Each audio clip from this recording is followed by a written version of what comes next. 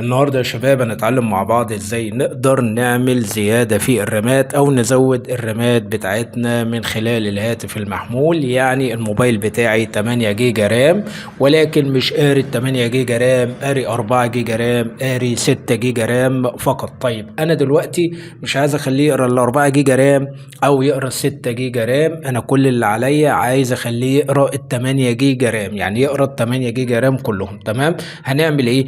اول حاجة تبدأ تضغط على الاعدادات.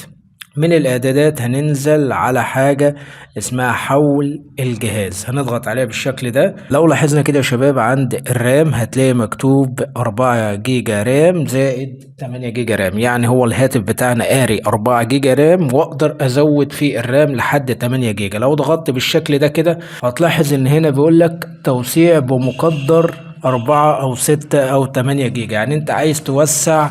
مثلا لو انت الموبايل بتاعك على 4 جيجا رام وعايز توسعه ل 6 جيجا رام مفيش مشكله، عايز توسعه ل 8 جيجا رام مفيش مشكله. تمام، قاري معانا الجهاز على 4 جيجا رام زي ما انت شفته من بره. لو جيت وسعت كده، تمام، وسعت كده ل 6 جيجا رام وجيت ارجع كده هتلاقي برضو مكتوب 4 زائد او بلس 8. تمام، او زائد 8. تمام، يبقى احنا كده ما عملناش حاجه. طيب لو رجعنا تاني هنلاقيه واقف على الستة. طيب لو انا عملت كده على التمانية ورجعت تاني هتلاقي مكتوب 4 بلس أو 4 زائد 8 جيجا رام، يعني 4 جيجا رام زائد التمانية. تمام، فأنا بالتالي كده أنا ما عملتش حاجة. فأنا لو ضغطت كده هبدأ نعمل الخطوة عشان نقدر نحفظ البيانات بتاعتنا ويقدر يحفظ الجهاز إنه يقدر يستقبل التمانية جيجا رام.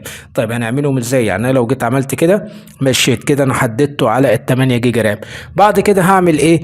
كل اللي عليا هبدأ اعمل ريستارت للموبايل بتاعي. اول ما اعمل ريستارت للموبايل بتاعي هيبدأ بالتالي على طول يحفظ البيانات ويجيب لي 8 جيجا رام بلس او زائد 8 جيجا رام. طيب لو جينا دلوقتي عملناها، طيب انا دلوقتي مجرد اللي انا هعمل ريستارت للموبايل بتاعي هيبدأ يحفظ معايا البيانات ويجيب لي 8 جيجا رام بلس 8 جيجا رام، يعني هو هيجيب لي 8 جيجا من 8 جيجا. تمام، هتلاقي 8 4 جيجا رام زائد 8 جيجا رام. تمام، مجرد اللي احنا عملنا على التمانية كده كل اللي علينا زي ما قلنا هنبدأ نعمل ريستارت للموبايل بتاعنا عشان يبدأ يحفظ البيانات بتاعة الرام بتاعتنا.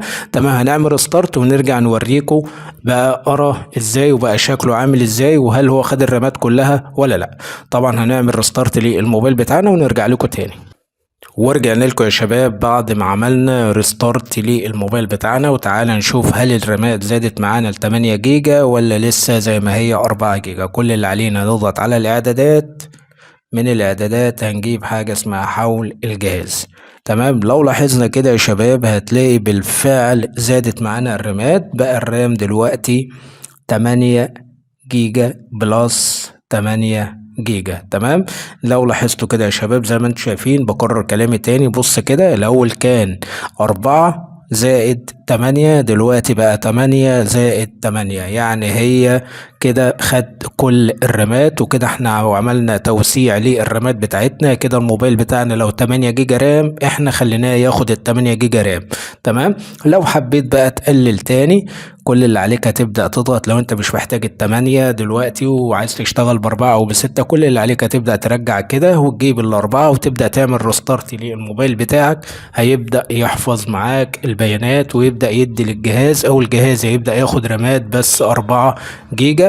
تمام، بس كده احنا عرفناكم الطريقة تعملوها ازاي، طريقة سهلة وبسيطة. لو عجبك الفيديو لا تنسى الاشتراك في القناة وتفعل زر الجرس على الكل، واشوفك في فيديو جديد. السلام عليكم.